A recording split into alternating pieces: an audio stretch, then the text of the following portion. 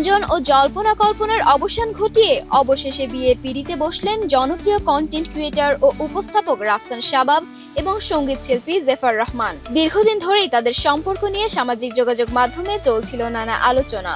সব গুঞ্জনের ইতি টেনে এবার নিজেরাই নতুন জীবনের শুরু করলেন এই যুগল।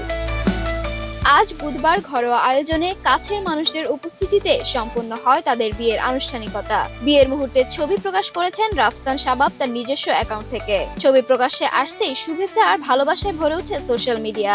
ভক্ত, সহকর্মী ও শুভাকাঙ্ক্ষীরা নতুন দম্পতিকে জানাচ্ছেন অভিনন্দন। উল্লেখ্য, 2023 সালের শেষের দিকে চিকিৎসক সানিয়া এশার সঙ্গে তার 3 বছরের দাম্পত্য জীবনের ইতি টানেন রাফসান শাবাব। রাফসানের সংসার ভাঙার খবর প্রকাশ্যে আসার পরই মূলত রাফসান জেফারের প্রেমের গুঞ্জন চর্চায় আসে। এই গুঞ্জনকে অনেকে রাফসানের সংসার ভাঙার কারণ হিসেবে দেখছিলেন। এবার সেই গুঞ্জনকে সত্যি করে বিয়ের পিঁড়িতে বসলেন এই যুগল।